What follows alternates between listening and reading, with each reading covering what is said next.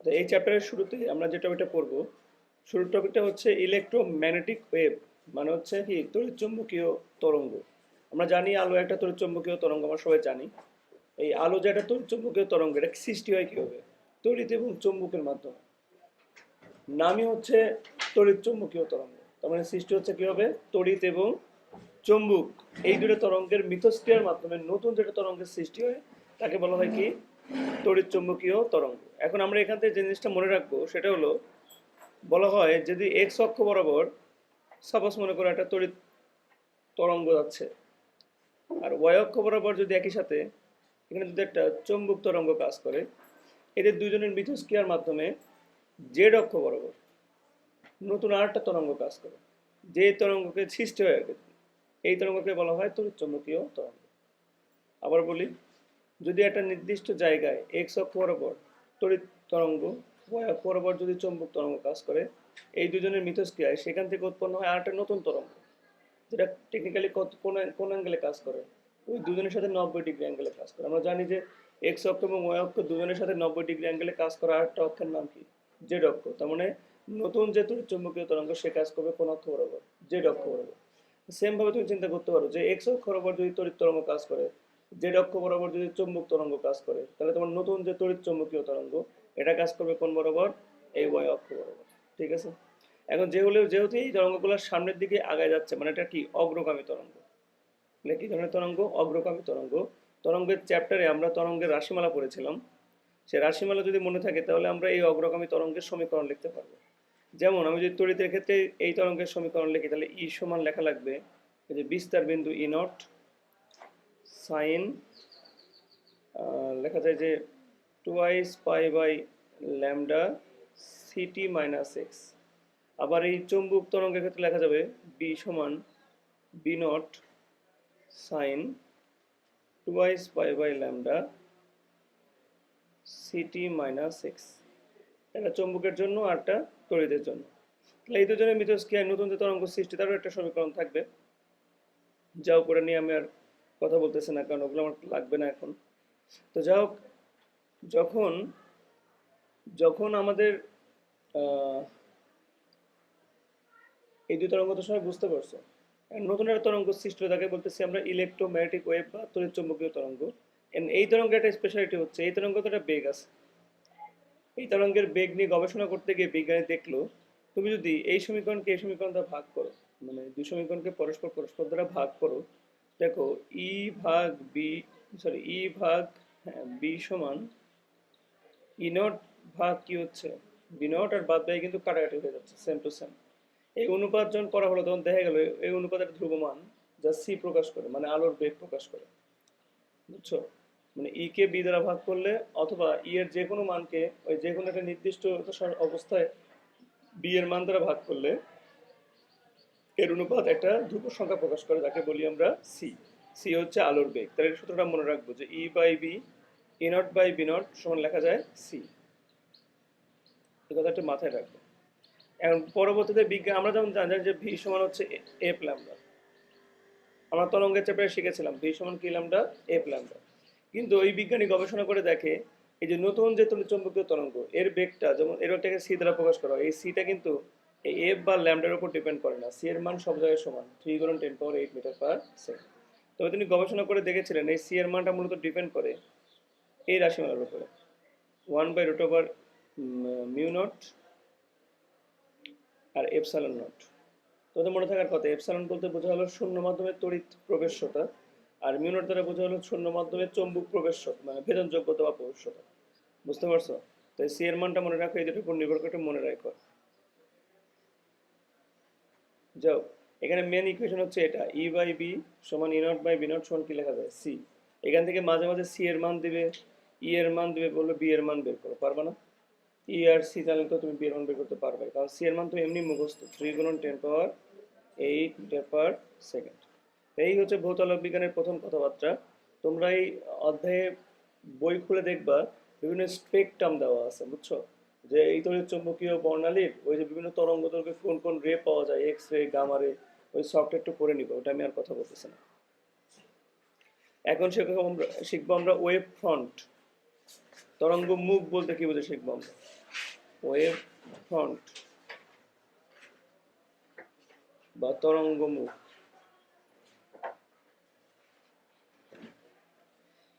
আচ্ছা, তরঙ্গ প্রবাহের সময় সমদশা সম্পন্ন কণাগুলোর গতিপথকে তরঙ্গ মুখ বলা হয়। ব্যাপারটা এরকম, এটা যদি একটা উৎস হয়, এই উৎস থেকে তো সমানে কি হচ্ছে, তরঙ্গ চারদিকে নির্গত হচ্ছে। আমি যদি 3 ডাইমেনশন চিন্তা না করি, 2 ডাইমেনশন চিন্তা করি, তাহলে এই যে এরা নির্গত যে হচ্ছে, অবশ্যই এদের প্রত্যেকে একটা নির্দিষ্ট কি রয়েছে, নির্দিষ্ট দশা রয়েছে। আমি যদি একটা নির্দিষ্ট মোমেন্টে যায় এই প্রত্যেকটা তরঙ্গের সমদশা বিন্দু বের করি, মানে সেগুলো দেখতে কিন্তু এরকম গোলাকার হয়। কেমন হয়? গোলাকার। মানে এটা তো নিরবিচ্ছিন্ন হবে, চারদিক দিয়ে কি হচ্ছে, আলো বের হয়ে চলে যাচ্ছে না চারদিকে। এখন এটা নির্দিষ্ট পয়েন্টে মানে সমদশা বিন্দুগুলো যদি বের করি আমি, তাহলে এই যে সমদশাগুলো বিন্দু পেলাম, এগুলো যদি যোগ করা যায় তাহলে এটা একটা গোলাকার জায়গা সৃষ্টি হয়। এই গোলাকার জায়গায় প্রত্যেকটা বিন্দুতেই একটা একটা করে তরঙ্গ এই দিক দিয়ে বের হয়ে চলে গেছে। মানে এই প্রত্যেকটা তরঙ্গের একটা নির্দিষ্ট দশাবিন্দু বের করাতে একটা সার্কেল কাঠামো পাইছি আমরা। এই সার্কেলের প্রত্যেকটা বিন্দু দশা কিন্তু সমান। এখন বিজ্ঞানীরা বলতেছে এটা ছিল মেন উৎস মানে মুখ্য উৎস। আর এই যে সমদশা বিন্দু, যে সমদশা বিন্দুগুলোকে জোড়া করে তুমি যে একটা নতুন একটা জায়গায় তুমি ক্রিয়েট করছো গোলাকার দেখতে, এই জায়গার প্রত্যেকটা বিন্দুকে বিজ্ঞানের নাম দিল কি, তরঙ্গ মুখ। বুঝছো? বা এটাকে গৌণ উৎস বলা যায়। কি বলা যায়? গৌণ উৎস। এই এই বাইরে বাইরে থেকে দেখলে মনে হবে এখানকার থাকা প্রত্যেকটা বিন্দু থেকে বাইরের দিকে কি নির্গত হচ্ছে, তরঙ্গ নির্গত হচ্ছে। এবং বাইরে থেকে মনে হবে যে এগুলো একটা কি, তরঙ্গের উৎস, যেখান থেকে নতুন তরঙ্গ কি হচ্ছে, নির্গত হচ্ছে। এই জন্য এই গোলকে থাকা প্রত্যেকটা বিন্দুকে বলবো আমরা গৌণ তরঙ্গ উৎস। মানে বুঝছো? আর এই মাঝখানের সূর্য মনে করো সাপোজ বা একটা লাইট, এটা হলো মুখ্য তরঙ্গ উৎস। ঠিক আছে? তাহলে আমরা কি বুঝলাম? তরঙ্গ প্রবাহের সময় কি বললাম? তরঙ্গ প্রবাহের সময় সমদশা সম্পূর্ণ পথগুলোর গতিপথকে কি বলা হয়? তরঙ্গ মুখ বলা হয়। মানে মেন সোর্স থেকে বেরোনোর সময় অনেক তরঙ্গ বেরোইছে, আমি এটা সমদশা জোন বের করব। সমদশা বিন্দু বের করলে একটা গোলাকার কাঠামো সৃষ্টি হবে। এই গোলাকার কাঠামোর সব জায়গায় সমদশা সম্পূর্ণ বিন্দুগুলো অবস্থান করতেছে। এটাকেই বলা হয় কি, ওয়েভ ফ্রন্ট বা তরঙ্গ মুখ। এটা মুখ্য উৎসের পাশাপাশি কি হিসাবে কাজ করবে? গৌণ উৎস হিসাবে কাজ করবে। ওকে, এখন এটা থেকে নৈমিত্তিক মনে রাখবা। এটা তো কমন সেন্স। যদি আমি একটা নদীতে বাঁধ দিই, সেই বাঁধের খুব নিকটে, এটা ধরো বাঁধের নিকট, এই নিকটে আমার ঢেউগুলা কি এরকম খুব ক্লোজ ক্লোজ ঢেউ দেখতে পাই আমরা। বাঁধ থেকে দূরে গেলে আস্তে আস্তে ঢেউ কি হয়ে যাচ্ছে, বিলীন হয়ে যায় না? দেখতেই পাওয়া যায় না আস্তে আস্তে, মানে বিশাল বড় বড় ঢেউ হয়, মানে সেই ঢেউয়ের যে তীক্ষ্ণতা ওটা আর বোঝা যায় না। কিন্তু এই ছিদ্রের কাছাকাছি অংশে ঢেউয়ের কিন্তু কি হয়, তীব্রতা আমরা বুঝতে পারি যে অনেক বাঁকা হয়ে আছে। তো আমরা এখান থেকে মনে রাখবো, যদি যদি অল্প দূরত্বে আলোকউৎস থাকে, কি বললাম, যদি অল্প দূরত্বে আলোকউৎস থাকে তবে তরঙ্গ মুখ হবে গলীয়। খুবই স্বাভাবিক। এর কাছাকাছি যে তরঙ্গ মুখগুলা, এগুলো হবে কেমন বলতো? গলীয় হবে।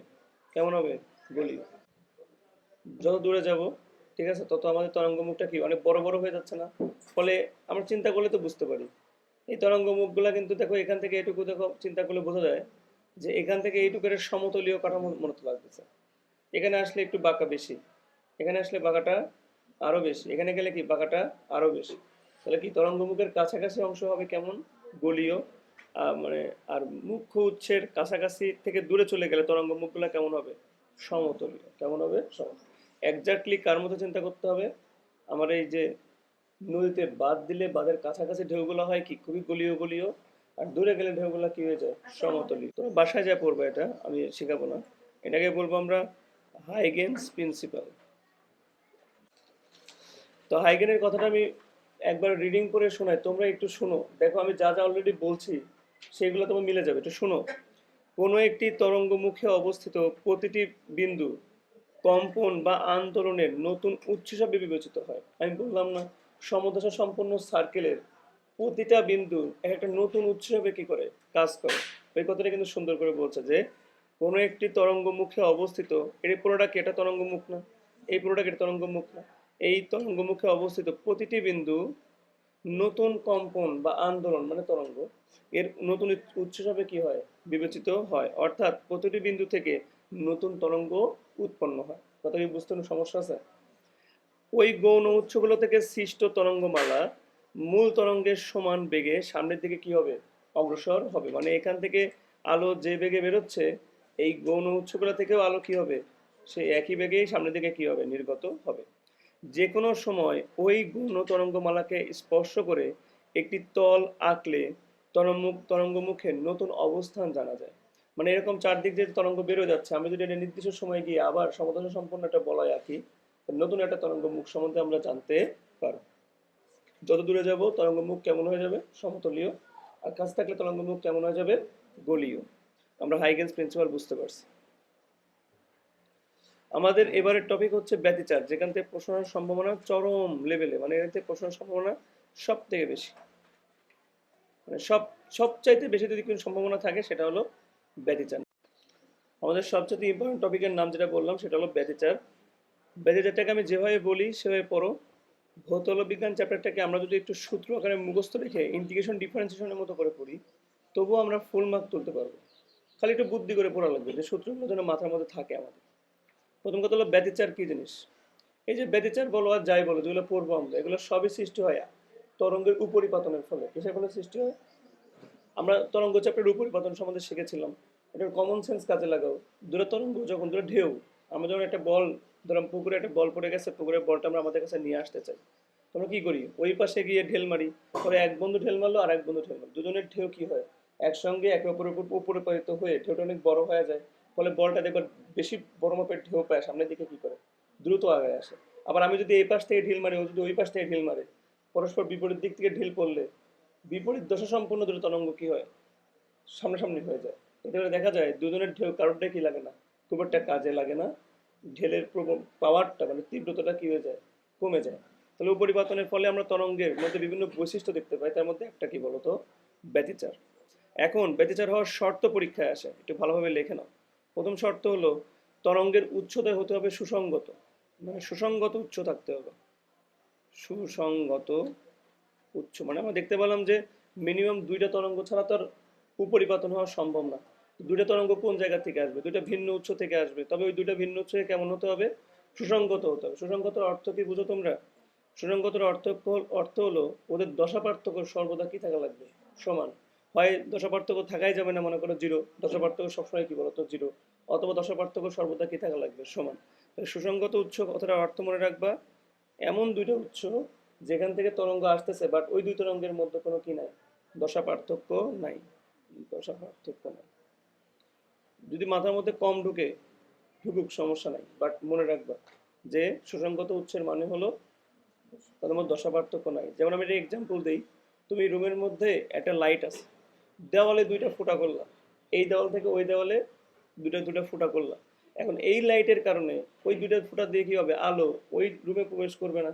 তাহলে রুমের লাইট ছিল কয়টা, একটাই, তাহলে এটা একটাই উৎস, ওই উৎস থেকে দুইটা ছিদ্র দিয়ে যদি তুমি কি করো, ওই পাশের রুমে আলো ফেলো, তাহলে আমার তো আর লাইট দুইটা ছিল না যে দুইটা ভিন্ন উৎস থেকে আলো আসতেছে, উৎস কিন্তু একটাই। তাহলে এই ধরনের ঘটনাকে বলবো আমরা সুসঙ্গত উৎস, যেখানে দশা পার্থক্য সর্বদা কি থাকবে, সমান। মানে যে দুইটা ফুটা দিয়ে ঢুকবে ওখানে অবশ্যই পথ পার্থক্য সমান থাকবে, আর পথ পার্থক্য সমান মানে কি থাকবে, ওই জায়গায় দশা পার্থক্য একটা নির্দিষ্টের মধ্যে থাকবে।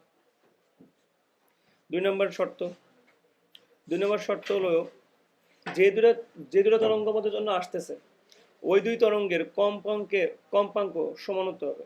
মানে ওই দুই তরঙ্গের কম্পাঙ্ক পরস্পর কি হওয়া লাগবে, সমান। F1 এবং F2 পরস্পর কি হওয়া লাগবে, সমান। এখন তোমরা সবাই জানো তরঙ্গের বেগ যেহেতু সমান, যেহেতু ভি সমান আমরা কি বলি, এফ ল্যামডা, আর ভি যেহেতু সমান আর এফও যেহেতু তুমি সমান বলতো, তার মানে তোমার ল্যামডাও পরস্পর কি হবে, সমান। তাহলে কম্পাঙ্ক সমান হওয়াতে তুমি বলতে পারো ওই দুই তরঙ্গের ল্যামডাও পরস্পর কি হবে বলো তো, সমান। আচ্ছা, এখন যারা যারা ভালো বুদ্ধিমান তোমরা সবাই জানো কম্পাঙ্ক এবং পর্যায়কালের এক সম্পর্ক রয়েছে। এফ সমান লেখা যায় 1/t। তাহলে কম্পাঙ্ক সমান হওয়াতে আমরা এটাও বলতে পারি ওদের পর্যায়কালও পরস্পর কি হবে, সমান। তাহলে কম্পাঙ্ক সমান, ল্যামডা সমান, টি সমান। আবার চিন্তা করো 2πf লেখা যায় না, দুই পারে 2πf গুণ করে দেওয়া যায় না, F1 এবং F2 লেখা যায় না, এটা মানে তো আবার ওমেগা। তাহলে ওমেগা 1 সমান কি লেখা যায়, ওমেগা 2। তাহলে কৌণিক কম্পাঙ্ক পরস্পর কি হবে, সমান। ব্যতিচার হওয়ার শর্ত হলো উচ্চতায় হতে হবে সুসঙ্গত, আর উচ্চ সুসংগত হতে গেলে দশা পার্থক্য সমান হয়ে গেছে। সেখানে আবার বলতেছো তুমি কম্পাঙ্ক সমান হওয়া লাগবে, মানে ওই যে আলোক উচ্চ সেম হওয়া লাগবে। ওই যে একই আলোক উচ্চ থেকে দুইটা ছিদ্র করছে, তার মানে কি কম্পাঙ্ক একই। কম্পাঙ্ক এক হলে কি কি হচ্ছে বলতো, ল্যামডাও এক হয়ে যাচ্ছে, পর্যায়কাল এক হয়ে যাচ্ছে, কৌণিক কম্পাঙ্ক পরস্পর কি হয়ে যাচ্ছে, সেম হয়ে যাচ্ছে। আশা করি সবাই বুঝতে পারছে। এবার আমরা চলে যাব, লিটারালি সরাসরি চলে যাব। যেহেতু উপরিপাতন হচ্ছে, তার মানে আমার দুইটা তরঙ্গ আছে, এটা y1 আর একটা কি y2। এই দুটো তরঙ্গ এখন একত্রে মিলিত হয়ে কি সৃষ্টি করবে, উপরিপাতন সৃষ্টি করবে। আর উপরিপাতন হলে নতুন আরেকটা ঢেউয়ের সৃষ্টি হয় না, দুইটা ঢেউ যখন একসঙ্গে মিলিত হয় না আরেকটা ঢেউয়ের সৃষ্টি হয়। হয় সে ঢেউটার তীব্রতা বা মাত্রা কমে যায়, অথবা তীব্রতা কি হয়ে যেতে পারে, বেড়ে যেতে পারে। এই ওয়াই সমান ওই দুইটা তরঙ্গের কি করলাম আমরা বলতো, যোগ করলাম। কারণ সমদশা হলে ইন্টেন্সিটি বেড়ে যাবে, আর বিপরীত দশা হলে ইন্টেন্সিটি কি হয়ে যাবে, কমে যাবে। কারণ আমরা অত বেশি বুঝবো না।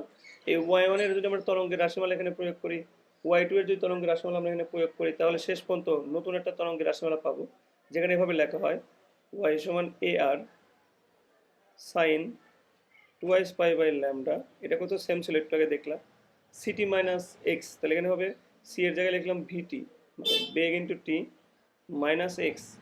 এক্সটাকে এভাবে লেখা হয় x one plus x two divide two, মানে পথ পার্থক্য। এটা ভয় পাও না, এটা হলো পথ পার্থক্যের একটা অঙ্ক। এখন আমরা এই যে এ আর থেকে ভয় পাইছি অনেকে, যে এ আর আবার কোন জায়গা থেকে আসলো। দেখো দুইটা তরঙ্গের, ওই তরঙ্গেরও একটা বিস্তার ছিল, এই তরঙ্গের একটা বিস্তার ছিল, দুই তরঙ্গের বিস্তার একসাথে হয়েছে না, এটাকে এটাকে বলে আমরা লব্ধি বিস্তার। তো লব্ধি বিস্তারের আবার একটা ইকুয়েশন আছে, মনে রাখার চেষ্টা করবা। লব্ধি বিস্তার এ আর সমান লেখা যায় two a cos pi by lambda x two minus x one. এই কথাটা মনে রাখো, ঠিক আছে। এখানে এ আর হচ্ছে কি লব্ধি তরঙ্গের বিস্তার, আর x two minus x one হচ্ছে কি বলতো, পথ পার্থক্য। তোমরা তো ছোটবেলায় পড়ে আসছো যে একটা তরঙ্গের যে ইন্টেন্সিটি বা তীব্রতা, সেটা ডিপেন্ড করে কার উপর, বিস্তারের বর্গের উপর। মনে রাখার কথা যে ইন্টেন্সিটি বা তীব্রতা হচ্ছে বিস্তারের বর্গের সমানুপাতে, একটু মনে রাখা লাগবে। আচ্ছা, এবার আমাদের যে কাঙ্ক্ষিত ব্যাপার স্যাপার সেখানে আমরা চলে আসছি। চলে আসার সময় তরঙ্গ চ্যাপ্টারে একটা যুগান্ত করে এটা সূত্র শিখেছিলাম, যাদের মনে নেই একটু মুখস্থ করে ফেলো। সেটা হলো দশা পার্থক্য সমান, এটা হলো দশা পার্থক্য এবং পথ পার্থক্যের মধ্যে সম্পর্ক। দশা পার্থক্য সমান লেখা যায় two pi by lambda into পথ পার্থক্য। আমি অনেক ভালো করে পড়াইছিলাম, তোমরা এটাও মনে রাখবা। যাদের মনে নাই তারা খালি এইটুকু মনে রাখো, দশা পার্থক্য সমান লেখা যায় two pi by lambda into পথ পার্থক্য। মানে তোমাকে যদি দশা পার্থক্য দিয়ে দেয়, তাহলে পথ পার্থক্য তুমি এই সূত্রের সাহায্যে কি করতে পারবা, বের করতে পারবা। দশা তো একটা কোণ, তাই না? আর পথ পথ কি, এটা দূরত্ব, তার মানে এটা বোঝা লাগবে দশার সাথে দূরত্বের একটা সম্পর্ক বের করা মাঝে মাঝে আমাদের লাগবে। তো এই সূত্র তোমরা মনে রাখবা। এখানে দশা পার্থক্যকে প্রকাশ করা হয় মূলত ডেল, আর পথ পার্থক্যকে প্রকাশ করা হয় ডেল এক্স দ্বারা। এখান থেকে সূত্র কনভার্ট করলে এভাবে লেখা যায় ডেল বাই টু পাই আর ডেল এক্স বাই ল্যামডা। এই আমাদের কাঙ্ক্ষিত ফর্মুলা। যারা বাংলায় মনে রাখতে চাও বাংলায় মনে রাখো, আর যারা ইকুয়েশন আকারে মনে রাখতে চাও এইভাবে মনে রাখো, কাজে দিবে। এখন আমরা চিন্তার মধ্যে চলে আসব। যখন ব্যতিচার হয়, দেখো খালি চোখে তোমরা ব্যতিচার বুঝতে পারবে না। দুইটা একই রকমের লাইট যদি তুমি দেওয়ালে ফেলো, তাহলে সেখানে আসলে ব্যতিচার ক্রিয়েট হয়। আর সেই ব্যতিচার আসলে আমরা খালি চোখে ধরতে পারি না। বিভিন্ন কন্ডিশন রেখে যদি তুমি দুইটা লাইটকে একসাথে ফেলো দেওয়ালে, সেটাকে জুম করে যদি দেখো, ইউটিউবে বিভিন্ন ভিডিও তুমি দেখতে পারবা, দেখবা ওখানে একটা আলো আধারের খেলা হয়। আমরা তো মনে হয় সবই আলোকিত, বাট আসলে ওখানে আলো আধারের কি আছে, একটা খেলা দেখতে পাওয়া যায়, বুঝছো? মানে ব্যাপারটা এমন হয় যে এটা খুবই উজ্জ্বল অংশ, মানে একটা উজ্জ্বল অংশ সৃষ্টি হয়, একটা অন্ধকার অংশ, আবার একটা বেশি উজ্জ্বল অংশ একটু অন্ধকার। মানে অন্ধকার অংশ বলতে বোঝাচ্ছে যে একদম যে অন্ধকার তা না, ওরা চাইতে তুলনামূলক কি অন্ধকার। তাহলে এরকম আলো আধারের খেলা আমরা দেখতে পাই, মানে অন্ধকার উজ্জ্বল এরকম একটা কাহিনী আমরা দেখতে পাই। এই ঘটনাকে বলতেছি আমরা কি বলতো, ব্যতিচার। এখন দেখতে পাচ্ছি আমরা যে ব্যতিচারের মধ্যে দেখতে পাচ্ছি যে কখনো উজ্জ্বল, কখনো কি দেখতে পাচ্ছি অনুজ্জ্বল, এরকম কাহিনী দেখতে পাচ্ছি না। তো আমরা আসলে ডিরেক্ট শিখে ফেলবো এখনই যে কোন শর্তে উজ্জ্বল সৃষ্টি হবে আর কোন শর্তে অনুজ্জ্বল সৃষ্টি হবে। এই জিনিসটা আমরা ডিরেক্ট এখন শিখে ফেলবো, চলো। সেটা হলো, মনে রাখবা সব সময়, একদম মুখস্থ করে ফেলো, যে এই যে দুটো তরঙ্গ পথ পার্থক্য আমরা পাইলাম, ওই যে এক্স টু আর এক্স ওয়ান, মনে আসতো তোমাদের? পথ পার্থক্য যে তোমরা পাইলা ডেল এক্স, এই পথ পার্থক্য যদি কখনো দেখতে পাও, পথ পার্থক্যের সাথে কার সম্পর্ক রয়েছে, ল্যামডার সম্পর্ক রয়েছে। যদি পথ পার্থক্য এমন দেখতে পাও যেটা হলো ল্যামডা বাই টু এর জোর গণিত, তাই মনে রাখবা ব্যতিচারের ক্ষেত্রে সেসব জায়গায় তুমি পাবা উজ্জ্বল বিন্দু।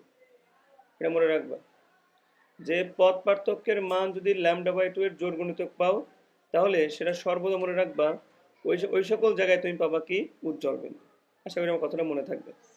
তুমি যদি সেম ওয়েতে এই পথ পার্থক্যকে যদি এই সূত্রে ফেলে, মনোযোগ দাও, পথ পার্থক্যকে যদি তুমি এই সূত্রে ফেলে দশার সাথে, তুমি তো মন চাইলো যে আমি পথ পার্থক্য দিয়ে মনে রাখবো না, আমি কি দিয়ে মনে রাখবো?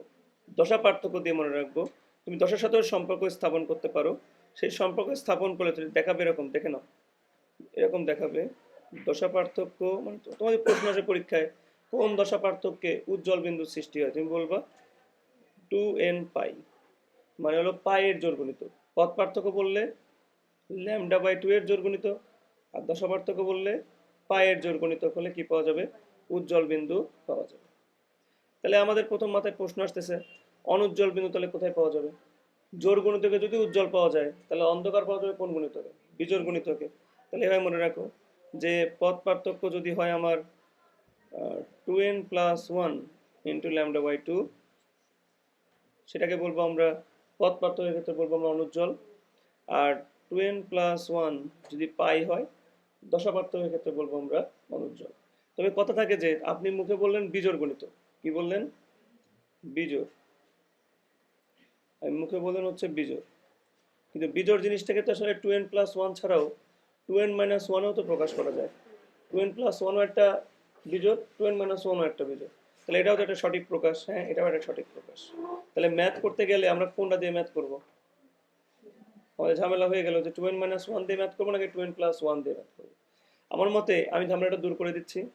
যদি তোমাকে বলে দেখো আমরা কিন্তু গুনতে পারতেছি, একটা অন্ধকার একটা উজ্জ্বল, একটা অন্ধকার একটা উজ্জ্বল, মানে কি নাম্বারিং করতে পারবো যে এটা হলো 1 নাম্বার অন্ধকার ডোরা, ওটা হলো 2 নাম্বার অন্ধকার ডোরা, নাম্বারিং করতে পারবো না? তাই পরীক্ষা কিন্তু এই ধরনের একটা প্রশ্ন আসে যে কেন্দ্রীয় উজ্জ্বল ডোরা থেকে 5 নাম্বার অন্ধকার ডোরার দূরত্ব নির্ণয় করো, এই ধরনের প্রশ্ন আসে, নাম্বার নিয়ে প্রশ্ন আসে। এখন অনেকে বোঝো না যে কেন্দ্রীয় উজ্জ্বল ডোরা আবার কি, এটা পরে বলতেছে। বাট এরকম প্রশ্ন আসবে 3 নাম্বার অন্ধকার ডোরা বা 4 নাম্বার উজ্জ্বল ডোরার দূরত্ব নির্ণয় করো, কই থেকে? কেন্দ্রীয় উজ্জ্বল ডোরা থেকে দূরত্ব নির্ণয় করো। এখন ঘটনা হচ্ছে এরকম দূরত্ব বের করতে বলে তোমাকে তো বলে দেবে 3 নাম্বার নাকি 5 নাম্বার, ঝামেলা করবে না? তাহলে এন এর মান তুমি কত বসাবা? যখন তোমাকে 3 নাম্বার বলবে তুমি এন এর মান কত বসাবা? কারণ 2n+1-এ আমি যদি 3 বসাই তাহলে এটা দেখো একরকম ভ্যালু দিচ্ছে, 2n-1-এ আবার 3 বসালে দেখো আরেক রকম ভ্যালু দিচ্ছে। তাহলে আমরা কোনটা দিয়ে ম্যাথ করবো? দেখো তুমি যদি যত নাম্বার উজ্জ্বল ডোরার মধ্যবর্তী দূরত্ব বের করতে বলবে, তুমি যদি ওইটারই মানে ওই সংখ্যা দিয়েই ম্যাথ করতে চাও, তাহলে তোমাকে বললো 3 নাম্বার অন্ধকার ডোরার দূরত্ব নির্ণয় করো। যদি তুমি 3 বসায় ম্যাথ করতে চাও, তুমি এই সূত্রের সাহায্য করবা, একে বলবো যা তাই সূত্র। এখানে মনে রাখবে এন এর মান 0 হতে পারে না, এই সূত্রে এন এর মান হতে পারবে 1 থেকে 1, 2, 3, 4 এরকম। আর যদি তুমি এই সূত্র দিয়ে ম্যাথ করতে চাও, তোমাকে 3 বলে তুমি 2 বসাবা। 2n+1-এ এন এর মান শুরু হয় 0 থেকে, 0, 1, 2 এরকম। তার মানে এখানে তুমি যদি 4 নাম্বার অর্ধঘাট ডোরা চাও, তোমাকে 3 বসায় ম্যাথ করতে হবে, কারণ এটা ভ্যালু 0 থেকে শুরু হয়। আর এখানে যেহেতু 1 থেকে শুরু হয়, তাই আমরা ম্যাথ করার সময় যা চাবে সেই নাম্বারটা বসায় ম্যাথ করব, এই মনে রেখো কথাটা। তাহলে আমরা উজ্জ্বল অন্ধকার ডোরা কখনো বেশি ধরতে পারছি তো? পরীক্ষায় এমসিকিউতে কিন্তু আসবে, 4টা অপশন দিয়ে বলবে কোনটার ক্ষেত্রে উজ্জ্বল ডোরা আর কোনটার ক্ষেত্রে অন্ধকার ডোরা পাওয়া যাবে। মনে রাখবো λ/2 এর জোড় গুণিতক আর পায়ের জোড় গুণিতক হলে উজ্জ্বল, আর বিজোড় গুণিতক হলে অনুজ্জ্বল। দশা পার্থক্য বলে λ/2, সরি দশা পার্থক্য বললে পাই, আর পথ পার্থক্য বললে কি মনে রাখবো? λ/2। এইটুকু মনে রাখতে পারলে ব্যতিচারের কাহিনী শেষ। এবার ব্যতিচারের কাহিনী শেষ হয়েও হলো না। ব্যতিচার নিয়ে একটা লোকের কথা আছে, তোমরা সবাই জানো, একটা বিজ্ঞানী আছে ইয়ং এর দ্বিচির পরীক্ষা। এই ইয়ং এর দ্বিচির পরীক্ষা নিয়ে মূলত ম্যাথ পরীক্ষাতে আসে। তো ইয়ং এর দ্বিচির পরীক্ষা আমি একদম ইজিলি শেখাবো, অনেক ইজিলি বোঝার চেষ্টা করো। ইয়ংস দ্বিচির মানে কি হবে? ডাবল, ডাবল স্লিট মানে ছিদ্র, স্লিট এক্সাম বা এক্সপেরিমেন্ট। ওকে, তুমি এখানে একটা আমরা চির নিচ্ছি, চিরগুলো হতে হবে অতি সূক্ষ্ম। দেখো একটা উৎস নেব, আমি যদি এখানে একটা আলোক উৎস নেই, একটাই উৎস নিলাম, তাহলে তো এটা সুসংগত উৎস হবে। কি হবে বলো তো? অবশ্যই সুসংগত উৎস হবে, কারণ এই একই উৎস থেকে আলো বের হবে, তো অবশ্যই সেটা সুসংগত হবে, এদের কম্পাঙ্ক সেম হবে, তাই না? এদের ল্যামডা সেম হবে, মনে নাই তোমাদের? টিও সেম হবে। আমি যদি এখানে একটা পর্দা রেখে দিই সামনে, কি রেখে দিই? পর্দা। সেই পর্দা এই আলো এখন এখানে এসে পড়বে, পড়বে না? আলো যখন এখানে এসে পড়বে কখনো কখনো তারা সমদশায় মিলিত হবে, তখন সেখানে কি সৃষ্টি হবে? উজ্জ্বল। আর কখনো কখনো কি হবে? অন্ধকার ডোরার সৃষ্টি হবে। আর মজার কাহিনী হচ্ছে এইখান থেকে আর এখান থেকে মাঝ বরাবর একটা অঞ্চল আছে, এখানে আসলে কোনো পথ পার্থক্য থাকে না। কি বললাম? পথ পার্থক্য থাকে না, থাকে না। এর মানেটাও তোমার বুঝো নাই, খেয়াল করো। এখান থেকে তরঙ্গকে যেতে হয়েছে এইটুকু, আর এখান থেকে গেলে তরঙ্গকে যেতে হয়েছে কি অনেক বেশিটুকু না? আমি যদি এখান থেকে লম্ব টানি, তা দেখা যাচ্ছে এই যে অঞ্চলটা এইটুকু জায়গা এই দ্বিতীয় তরঙ্গের কি বেশি যাওয়া লাগছে না? তার মানে এই যে মিলিত একটা বিন্দু, এই মিলিত বিন্দুতে যে নতুন একটা তরঙ্গের সৃষ্টি হবে, এই তরঙ্গে কিন্তু একটা পথ পার্থক্য বিদ্যমান দেখতেই পাচ্ছি। কারণ এই জায়গায় যেতে গিয়ে এই দুটো তরঙ্গের কিন্তু সমান সমান পথ যেতে হয় নাই, ভিন্ন ভিন্ন পথ যেতে হয়। তার মানে অবশ্যই এদের একটা কি রয়েছিল? পথ পার্থক্য রয়েছে। তার মানে এই যে একটা অংশ, এটা কিন্তু একটা পথ পার্থক্য, তাই না? তাহলে আমরা দেখতে পেলাম যে পথ পার্থক্য আসলে এক্সিস্ট করে, কিন্তু করে না বলো? কিন্তু মজার কাহিনী হচ্ছে এই মাঝখানে এমন একটা বিন্দু আছে যেখানে ধরো আলো এসে মানে যে মিলিত হবে, হ্যাঁ, এই জায়গায় যে দশা সমদশায় যে মিলিত হলো মোটর সাপোজ, সমদশা কেন বলতেছে? কারণ এই জায়গায় যে দুজন এসে মিলিত হচ্ছে, দেখা গেল এখান থেকে এটুকু দূরত্ব যা, এখান থেকে এটুকু দূরত্ব তাই, তাহলে কোনো পথ পার্থক্য থাকলো? যদি পথ পার্থক্য যদি না থাকে, এমন একটা বিন্দু যদি পাও যেখানে কোনো পথ পার্থক্য না থাকে, ওই সূত্রের দিকে তাকাও তো।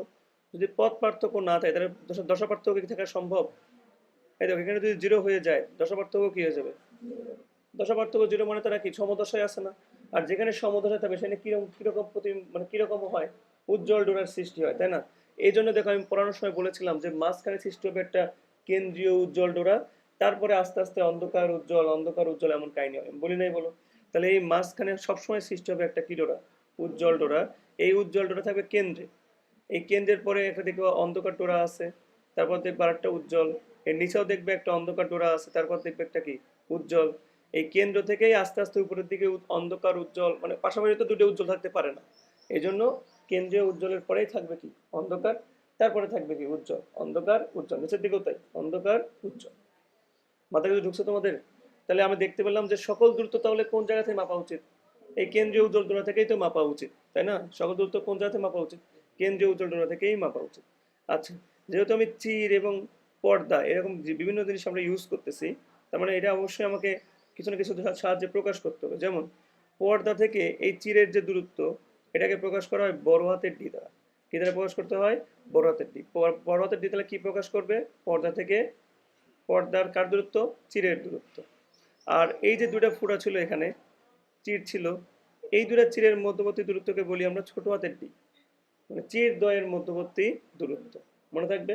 আর পথ পার্থক্য কোনটুকু? এই যে এখান থেকে এইটুকু হলো পথ পার্থক্য, আমরা জানি এটাকে আমরা ডেলেক্স বলে থাকি, ঠিক আছে? আর এই যে ধরো সাপোজ মনে করো এটা একটা মনে করো উজ্জ্বল ডোরা, তাহলে এই যে এখান থেকে তো উজ্জ্বল ডোরার দূরত্ব আমরা মাপতে পারবো। এই দূরত্বকে প্রকাশ করা হয় এক্স এন দ্বারা। কি দ্বারা প্রকাশ করা হয়? X N. যেমন এটা হলো 1 নম্বর উজ্জ্বল ডোরা, তাহলে এটাকে বলবো কি আমরা? x1। কি বলবো আমরা? মাপছি কোন জায়গা থেকে?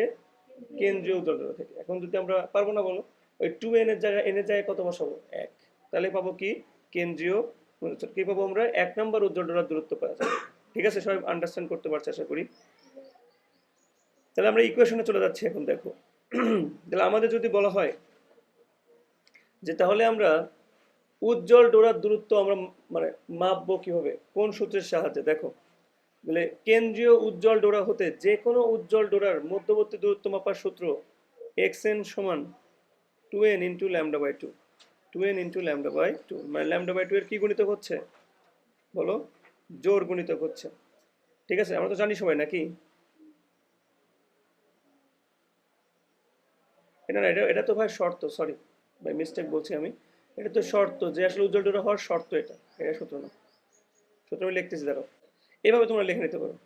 এন তম, মানে 2 নম্বর বলুক 5 নম্বর বলুক এরকম বলুক, এন তম উজ্জ্বল ডোরার, এন তম উজ্জ্বল ডোরার সমীকরণ, সমীকরণ লিখি তাহলে বুঝবা, মানে দূরত্ব বের করার সমীকরণ।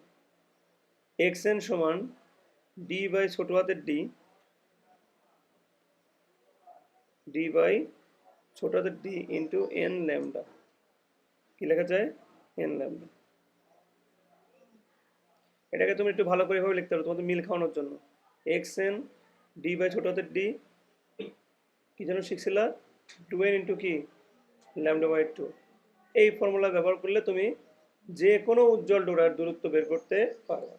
যদি 5 নম্বর বলে 5 বসাবা, x5 d বাই d তো চিনোই, এর জায়গায় 5 বসাবা, আর ল্যামডা তো বুঝোই, ল্যামডা মানে কি তরঙ্গ দৈর্ঘ্য, শেষ।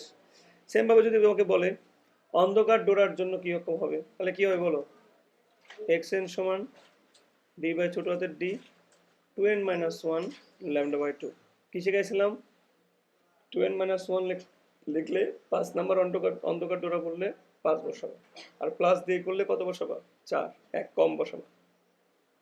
মনে থাকবে সবার, না ভুলে যাবা? তোমরা ল্যামডা দিয়েও মনে রাখতে পারো, আবার ল্যামডা ছাড়াও কি করতে পারো, মনে রাখতে পারো, তোমাদের ইচ্ছা। এই সূত্রের সাহায্যে তোমরা চাইলে মনে রাখতে পারো, মানে ল্যামডা বাই 2 ছাড়াও মনে রাখতে পারো। এই পারা যাবে তো নাকি? খালি সূত্র খালি অ্যাপ্লাই করলে অঙ্ক হয়ে যাবে, আমরা ম্যাথ দেখবো লাস্টের দিকে, সমস্যা নেই। আচ্ছা, এখানে আরো কিছু কথা আছে, এসব আমরা শিখবো। আরেকটা টপিক আমরা দেখতে পাচ্ছিলাম যে এরকম একটা জায়গাতে এরকম কিন্তু কি হচ্ছে বলতো, একটা আমরা বিভিন্ন উজ্জ্বল অনুজ্জ্বল জিনিস দেখতে পেলাম, আমরা বিভিন্ন উজ্জ্বল এবং অনুজ্জ্বল জিনিস কিন্তু দেখতে পেলাম না বলো? মনে করো একটা জায়গা এরকম দিলাম, খেয়াল করো, আমরা দেখলাম যে এটা অনুজ্জ্বল হয়, এটা কি হয় বলতো, উজ্জ্বল হয়, আবার একটা অনুজ্জ্বল হয়, আবার একটা কি হয় বলতো, উজ্জ্বল। এখন আর যেটা মনে রাখবা, যে কোনো একটা ডোরা, সেটা অন্ধকার হোক আর সেটা উজ্জ্বল হোক, যে কোনো একটা ডোরার যে দূরত্ব, মানে কতটুকু দূরত্ব ডোরাটা, সেটাকেই বলা হয় ডোরা প্রস্থ। কি বলা হয়, ডোরা, এই যে এখান থেকে এইটুকু একটা কি বলতো, ডোরা প্রস্থ, মনে থাকবে? এটা এইটুকু, এখান থেকে এইটুকু হতে পারে, এটাকে বলা যায় কি বলতো, ডোরা প্রস্থ। কথা বলো, মনে থাকবে কিনা? আচ্ছা, এবার পাশাপাশি পাশাপাশি বলুক বা পর পর, বুঝছো?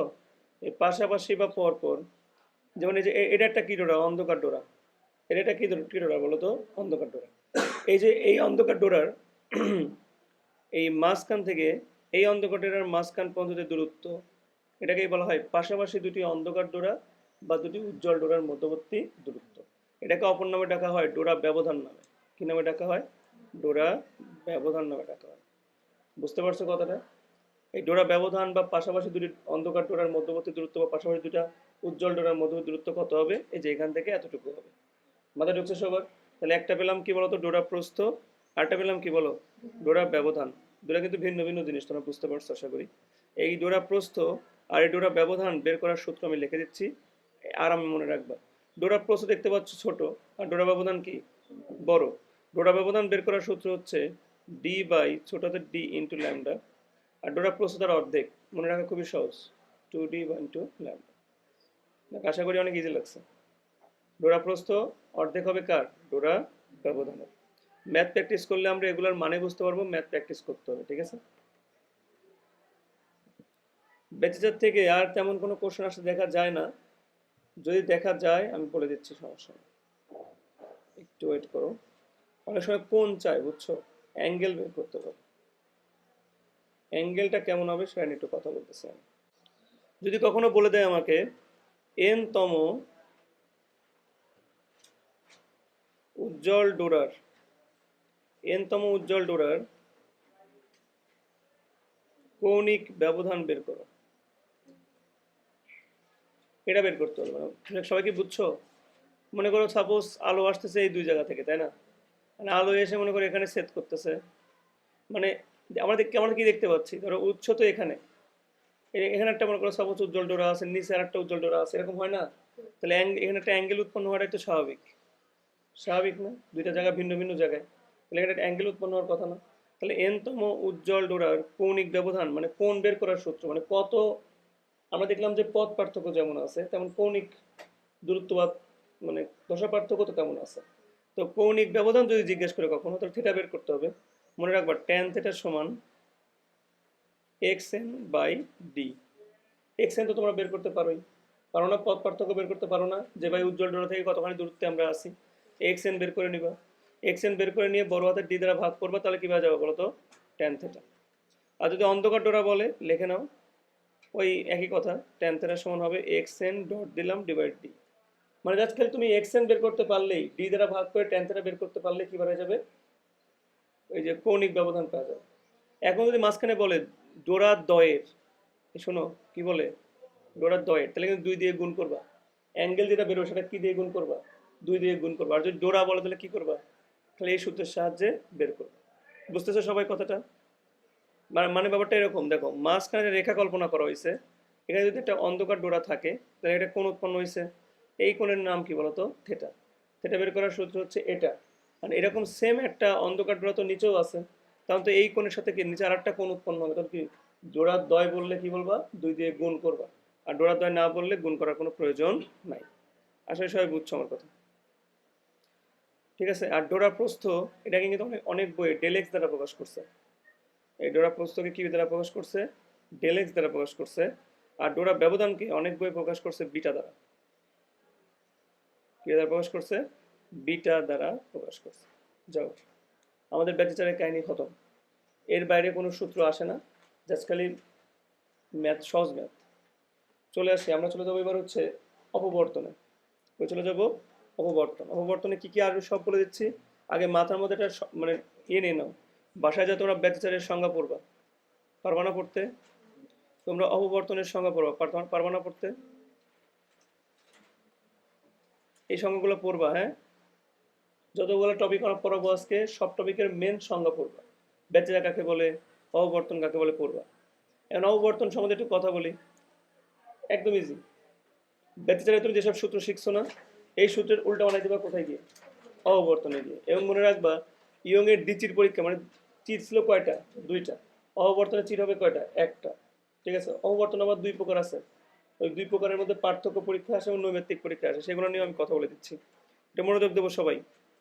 অববর্তন জিনিসটা যদি তুমি ইন শর্ট বোঝাতে চাই, তুমি লাইট মারছো, তা লাইটটা তো সোজা চলে যাওয়ার কথা ছিল, বাট দরজার পাশেও দেখবা কিছু অংশ কি হয়ে যায়, আলোকিত হয়ে যায়। তুমি যদি দরজা দিয়ে লাইট মারো, শুধু ওই সোজা দেখা যায় না, বরং এই দরজা থেকে হালকা সাইডেও কিন্তু কি হয়, আলোকিত হয়। তাহলে কিভাবে আলোকিত হলো, মানে আলো কিন্তু কি হয়েছে, বেঁকে গেছে। কি হয়ে গেছে বলতো, বেঁকে গেছে। তাহলে আলো কিন্তু বাঁকা হয়ে গেছে। এটা প্রমাণ করে আলোটা তরঙ্গ। যদি আলো কণা হইতো, তাহলে কণা কিন্তু কোনো বাঁকা টাকা হইতো না, ঠিক সোজা চলে যেত। আলো যেটা তরঙ্গ, এটা প্রমাণ হয় কার মাধ্যমে, ব্যাচেচারের মাধ্যমে, অববর্তনের মাধ্যমে। এগুলোর মাধ্যমে কি প্রমাণ হয়, আলো একটা তরঙ্গ। তো অববর্তন সম্বন্ধে আমরা অত বেশি ডিটেলসে জানা চাই, ডিরেক্ট আমরা চলে যাব। একটা চিট থাকে, কি বললাম, একটা চিট থাকে। আর সূত্রগুলো কেমন হবে, ব্যাচেচারের উল্টা হবে। তবে এখানে একটা ব্যাপার আছে, কিছু আলাদা আছে, সূত্রের মধ্যে একটু পার্থক্য আছে। এখানে ব্যাপারটা এরকম, চির যেহেতু একটা, সে চিরের আবার কিছু কাহিনী আছে। যে অববর্তন সৃষ্টির আবার 2টা শর্ত আছে। ব্যাচেলারের যেমন শর্ত ছিল, অববর্তনেরও কি আছে, শর্ত আছে। প্রথম শর্ত হলো, যে চিরের কথা আমরা বলতেছি সেই চিরটা হতে হবে খাড়া ধার বিশিষ্ট, মানে বেশ তীক্ষ্ণ, সূক্ষ্ম এবং ধারালো হতে হবে। 2 নম্বর, সরু ছিদ্র থাকতে হবে। কি থাকতে হবে, সরু ছিদ্র। মানে অববর্তন হতে গেলে এই 2টা শর্ত তোমাকে মানতেই হবে। আর অববর্তন 2 প্রকার, একটা হলো ফ্রেনেল শ্রেণীর অববর্তন, আর একটা ফ্রন হপার শ্রেণীর অববর্তন। তোমরা বাসায় গিয়ে অবশ্যই এই ফ্রেনেল শ্রেণী এবং ফ্রনহপার শ্রেণীর মধ্যে পার্থক্য খুব মনোযোগ দিয়ে পড়বা। এখান থেকে খ নাম্বার কোশ্চেনের পাশাপাশি নৈবেত্তিক শিওর আসবে। সবাই কি বুঝতে পারছো, নৈবেত্তিক শিওর পাবা, বুঝছো? এখানে মেন পার্থক্য হচ্ছে কোনটা সসীম আর কোনটা অসীম। তাহলে এটা মনে রাখো, কি বললাম, কোনটা সসীম আর কোনটা কি অসীম। মানে ব্যাপারটা এরকম, আলোক উৎস হতে চিরের দূরত্ব যদি সসীমে থাকে, অথবা চির থেকে যদি পর্দার দূরত্ব কি থাকে, সসীমে থাকে, তখন তাকে বলা হয় ফ্রেনেল শ্রেণী অববর্তন। মানে এক কথায় দূরত্ব তো 2টা, উৎস থেকে চির আর চির থেকে কি পর্দা। এই 2টা দূরত্বের যে কোনো একটা কি হওয়া লাগবে, সসীম হওয়া লাগবে। কার ক্ষেত্রে বলো তো, ফ্রেনেল শ্রেণীর অববর্তনের ক্ষেত্রে। আর ফ্রন অপারের ক্ষেত্রে কি হতে হবে, মানে যে কোনো একটা কি হওয়া লাগবে বলতো, অসীম হওয়া লাগবে। যে আলোক উৎস থেকে চিরের দূরত্ব অসীম না, 2টাই অসীম হওয়া লাগবে। আলোক উৎস থেকে চিরের দূরত্ব অসীম হওয়া লাগবে, আবার চির থেকে পর্দার দূরত্ব কি হওয়া লাগবে, অসীম। 2টা দূরত্ব যদি অসীম হয় তখন তাকে কি বলবো আমরা, ফ্রন হপার। আর 2টা দূরত্বের মধ্যে যদি একটা সসীম হয় তখন তাকে কি বলবো আমরা, ফ্রেনেল শ্রেণী অববর্তন। মাঝে ঢুকছে ব্যাপারটা? আচ্ছা, এই ফ্রেনেল হচ্ছে ফ্রন হপার করার জন্য আমরা বিভিন্ন লেন্স মেন্স লাগাই এখানে, লেন্সের কাহিনীও দেখে নিও। মানে নর্মালি কি করা হয়, উচ্চতর অসীম থেকে চিন্তা করা যায় না, উৎসের সামনে একটা উত্তল লেন্স লাগানো হয়। কি লাগানো হয়, উত্তল লেন্স। উৎসের সামনে একটা উত্তল লেন্স লাগালে মনে হয় যেন সেটা অসীম থেকে আসতেছে। এটা মনে রাখবা, উৎস এবং চিরের মধ্যখানে যদি উত্তল লেন্স লাগাই, তাহলে এটা কোন ধরনের অপবর্তন, ফ্রনহোফার শ্রেণীর অববর্তনের কাতারে পড়ে যায়। যাই হোক, আমরা অববর্তন অনেক কাহিনী বলছি, তো আমরা অববর্তন সম্বন্ধে একটা চিত্র আঁকায় বুঝাই। ধরো এটা একটা চির, এখান থেকে ধরো একটা সামনে একটা আমরা কি রাখছি, উত্তল লেন্স রাখছি, কারণ আমাকে অসীম বানাইতে হবে, ধরে না অসীম বানাইতে হবে। ধরুন এখান থেকে একটা আলোক রশ্মি এনে পড়ছে, পড়ার পরে সে ধরো একটু হালকা একটু বাঁকা হয়ে পর্দায় যা মিলিত হচ্ছে মনে করো। সেম ভাবে এখান থেকে আলোক রশ্মি আসলো, এবার হালকা বাঁকা হয়ে পর্দায় যা মিলিত হচ্ছে। সেটা কি বুঝতে পারছো? আচ্ছা যাও, এখন এখানে যদি তুমি একটা লম্ব টানো তাহলে অবশ্যই দেখতে পাচ্ছ একটা পথ পার্থক্য দেখতে পাচ্ছ, এখানে একটা পথ পার্থক্য আছে না বলো? এই পথ পার্থক্য বের করার জন্য আমরা ত্রিভুজ কল্পনা করলাম, সেই ত্রিভুজের একটা কোণ কল্পনা করলাম থিটা। করা যায়? এই যে এই কোণ কল্পনা করলাম কি বলতো, থিটা। তাহলে এটা যদি থিটা কোণ আমরা কল্পনা করতে পারি, তাহলে এই যে এই কোণটা কিন্তু 90 ডিগ্রি, কারণ তুমি কি টানছো, এটা লম্ব টানছো। তাহলে এটা হচ্ছে লম্ব, এটা কি লম্ব। এখন মজার কাহিনী হচ্ছে, এই যে তোমরা চিরের যেটা দূরত্ব পেলা, মনে করো এ থেকে বি, এটা হলো কি সূক্ষ্ম চিরের মধ্যবর্তী দূরত্ব। এই যে আমি এ থেকে বি বের করলাম, এই যে এ থেকে বি, এটা হলো চিরের দূরত্ব, তাই না? আর এটা হলো কি আমার পথ পার্থক্য। এখন ঘটনা হচ্ছে এই চিরের দূরত্বকে প্রকাশ করা হয় কি দ্বারা, ছোট হাতের এ দ্বারা। আর আমার লাগবে তো পথ পার্থক্য, মানে ভূমি লাগবে। এটা কি লাগবে আমার বলো তো? ভূমি লাগবে, লম্ব লাগবে, সরি আমার কি লাগবে, লম্ব, কারণ এটা তোমার লম্ব। এটা কি বলো তো, ভূমি। এটা কি, না সরি এটা হলো অতিভুজ, sorry sorry sorry sorry sorry, এটা 90 ডিগ্রি তো এখানে, এটা হচ্ছে অতিভুজ। এটা কি বলতো, ভূমি। এটা কি বলতো, লম্ব। এখন আমার অতিভুজের মান কত, এ। তাহলে আমরা কি লিখতে পারি, সাইন থিটার সমান লেখা যায় লম্ব বাই অতিভুজের মান কি, এ। তাহলে লম্ব সমান কি লেখা যাচ্ছে, এ সাইন থিটা। তার মানে কি পেলাম বলতো, পথ পার্থক্য সমান অববর্তনের ক্ষেত্রে কি পেলাম, এ সাইন থিটা। মনে রাখবে এ হলো চিরের দূরত্ব, আর থিটা হলো কি, দেখতেই পাচ্ছ কোন কোন কোনটা তো তুমি মনে থাকবে নাকি, মনেই থাকবে কোন কোন। আর এটা বুঝতেছ, বুঝা গেছে ব্যাপারটা? তাহলে পথ পার্থক্য কি রাখবা, এ সাইন থিটা। তোমাদের মনে পড়ে মাঝখানে কি সৃষ্টি হতো আগে, কেন্দ্রীয় উজ্জ্বল ডোরার সৃষ্টি হতো, মনে আছে তোমাদের?